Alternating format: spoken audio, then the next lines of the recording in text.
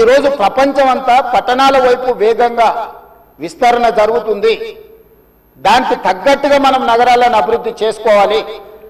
అందులో భాగంగానే ఈరోజు వికసిత్ భారత్ ప్రణాళిక ఏంది? ఈరోజు అందుకోసమే మా ఆయన దుఃఖం చూడు, ఆయన బాధ చూడు, కడుపులో విషము ఎట్లా అంటే కడుపు నిండా విషయం. ఆ మూసీలో ఉన్న కాలుష్యానికంటే వీళ్ళ కడుపులలో అంతకంటే ఎక్కువ విషయం ఉంది అధ్యక్ష. విషం జిమ్ముతున్నారు. మీరు మూసీ కాలుష్యమే ప్రమాదం అనుకుంటున్నారు అధ్యక్ష. ఈ మనుషుల కడుపుల్లో ఉన్న విషయం మూసీ కాలుష్యానికంటే ప్రమాదకరంగా తయారైంది అధ్యక్ష. ఏం నొప్పి అధ్యక్ష? నేను ఎవరినైనా విమర్శించిన అధ్యక్ష? నేను ఈ ప్రభుత్వం ఏం కార్యక్రమాలు చేపట్టబోతుందో సభలో సభ్యులు మాకు తెలవాలని అడిగినారు. పాయల శంకర్ గారు ఏమడిగినారు అధ్యక్ష? మేము సభ్యులము, ప్రభుత్వం ఏం చేస్తుందో మాకు వివరించండి, మేము కూడా మా చేతనైన సాయం చేస్తామని మాట్లాడినారు అధ్యక్ష. నేను వివరాలు చెప్పే ప్రయత్నం చేస్తే విషయం ఎందుకు కక్కుతున్నారు అధ్యక్ష? ఈరోజు క్వశ్చన్ అవర్లో సప్లిమెంటరీ క్వశ్చన్స్ 2 ఉంటాయి. 10 క్వశ్చన్స్ ఉండవు, 10 మందికి ఇయ్యరు. స్పీకర్ గారు అలౌ చేశారు, స్పీకర్ గారు నాకు అనుమతించారు వివరించమని. స్పీకర్ గారి అధ్యక్ష వాళ్ళ ప్రాధాన్యత ఏందో మీకు అర్థమైంది కదా అధ్యక్ష. ఈ చర్చ జరగవద్దు, ఈ నిజాలు ప్రజలకు తెలియవద్దు. విషం కడుపు నిండా విషం. మీరు కళ్ళు చూడండి అధ్యక్ష, అసలు వాళ్ళ కళ్ళలో చూడండి. వాళ్ళ కళ్ళెక్కిన ఓలే శక్తి ఉంటే ఆ విషపు కళ్ళతో చూస్తే మొత్తం కాలి బూడిదైపోయేటట్టు చూస్తున్నారు అధ్యక్ష. కప్పిపుచ్చుకోవడానికి అద్దాలు పెట్టుకుంటున్నారు అధ్యక్ష. అది కప్పిపుచ్చుకోవడానికి అద్దాలు పెట్టుకుంటున్నారు అధ్యక్ష. అద్దాలు పెట్టుకున్నా మీ విషపు చూపులు ప్రజలకు అర్థమవుతాయి. అందుకోసమని నా మాట ఒక్కటే అధ్యక్ష. ఈరోజు తెలంగాణకు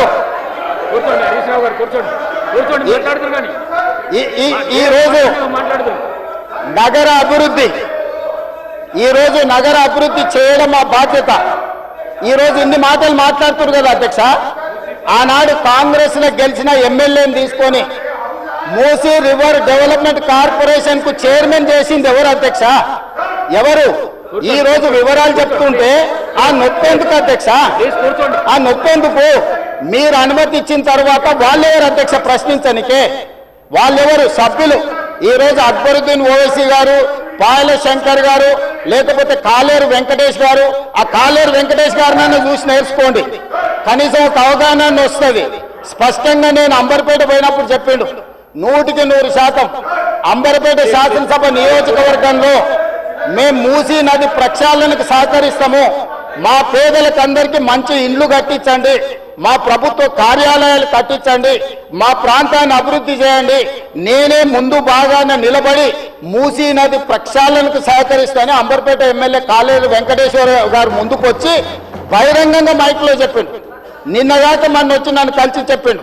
ఆ పక్కనే ఉప్పల్ ఎమ్మెల్యే లక్ష్మారెడ్డి గారు వచ్చి కలిసి, సార్ మా ప్రాంతాన్ని అభివృద్ధి చేయండి, మూసీ నదిని ప్రక్షాళన చేయడం ద్వారా మా ప్రాంతానికి ఉపయోగపడుతుంది, మీరు చాలా మంచి పని చేస్తారు, మీరు వేగంగా ముందుకు వెళ్ళండి, మా వైపు నుంచి మీకు ఏం సహకారం కావాలని చెప్పి ఆ శాసనసభలో వచ్చి కలిసిరు అధ్యక్ష. ఇవాళ నేను ఒకటే అడుగుతున్నా అధ్యక్ష,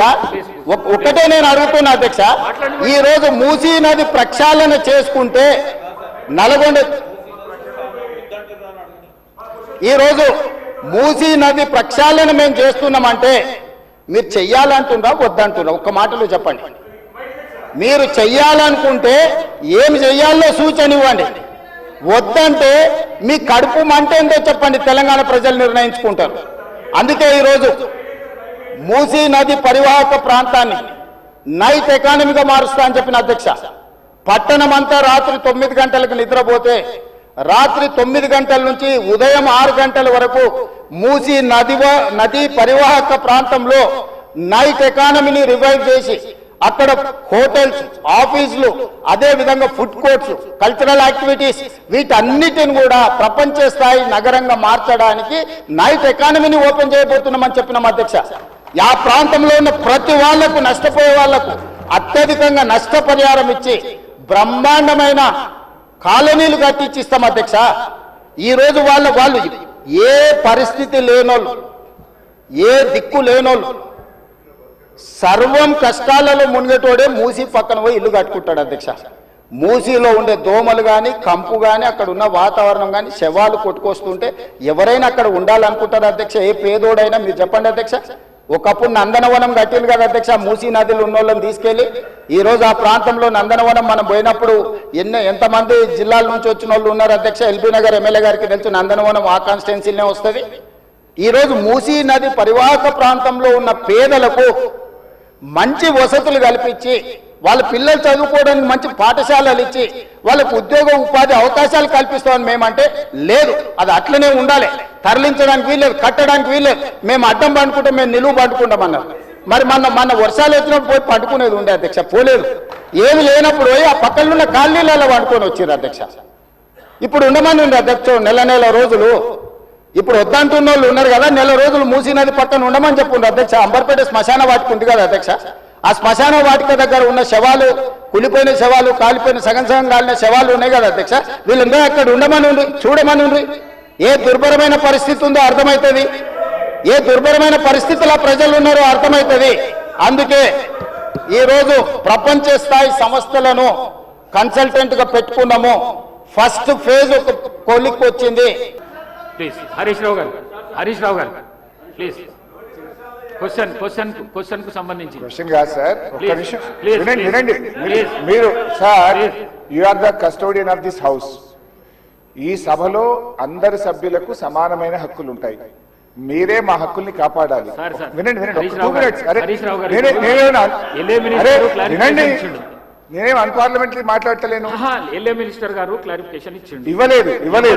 please listen to me sir, దయచేసి ఒక్క నిమిషం వినండి sir. You are the custodian of the house. సభలో ఉండే సభ్యులందరికీ సమానమైన హక్కులు ఉంటాయి, మీరే మా హక్కుల్ని కాపాడాలి, మీరు మా రెస్క్యూకు రావాలి. 2-3 విషయాలు సార్ ఇక్కడ. ఒకటి, బిఎస్సి మినిట్స్ మీరు హౌస్ లో పెట్టారు, నేను దీని మీద కూడా మాట్లాడాలనుకుంటున్నా. It was decided that the Honorable Speaker will decide the number of days for which the assembly session will be held, keeping in view of the business to be transacted. మనం బిఎస్సిలో ఏం decide చేసినాం sir? 7 రోజులు శాసనసభ నడుపుతామని, ఆ తర్వాత మళ్ళీ BSc meeting పెట్టి decide చేస్తామన్నారు. ఇక్కడ ఎక్కడ కూడా బిఎస్సి మినిట్స్ లో 7 రోజులు సభ జరుపుతామని రాలేదు. బిఎస్సిని జరిగిన నిర్ణయం వేరు, మీరు ఇక్కడ పెట్టినటువంటి ఎజెండా వేరు. దీన్ని సరిదిద్దండి, దీని మీద ఎల్ఏ మినిస్టర్ గా క్లారిఫై చేయాలి. నంబర్ 2 సార్, మాకు బిజినెస్ మొన్న రాత్రి 3ంటికి వచ్చింది, ఉదయం 3ంటికి పంపారు. ఈ రోజు అసెంబ్లీలో ఏం బిజినెస్ ఉందనేది పొద్దున 2 గంటలకు వచ్చింది సార్.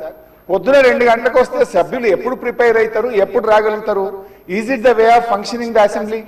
దయచేసి ఎజెండాను 24 గంటల ముందు పంపడం ఒక పద్ధతి, సాంప్రదాయం, దాన్ని నేర్చుకోండి. నంబర్ 2.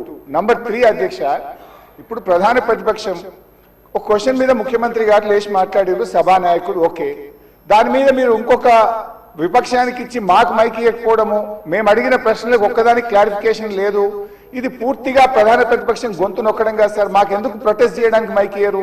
క్వశ్చన్ అవర్ లో ప్రొటెస్ట్ అనేటువంటిది ఆ పార్టీ యొక్క హక్కు సార్. సో అందువల్ల కైండ్లీ లీజన్, ఒక 2 నిమిషాలే ఇవ్వండి. Protest is our right, members right, rule book లో స్పష్టంగా ఉంది. మీరు మా దిక్కే చూడరు, మాకు మైక్ ఇవ్వడం అనేది కరెక్ట్ కాదు. ముఖ్యమంత్రి గారు మాట్లాడుతూ ఏం మాట్లాడింది సార్? ఇప్పుడు ఆయన మాటలు అసలు మూసి కంపు కంటే ముఖ్యమంత్రి గారి మాటల కంపు ఎక్కువ ఉన్నది సార్. అది వినడం చాలా కష్టం.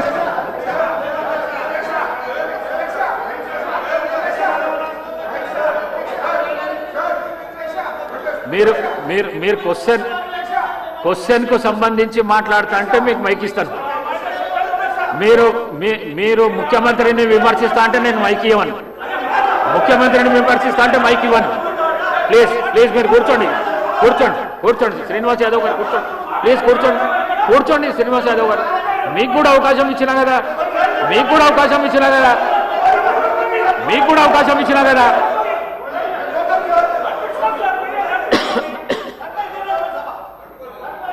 సార్, ముఖ్యమంత్రి అడ్డగోలు మాట్లాడితే మీరు ఆపరా?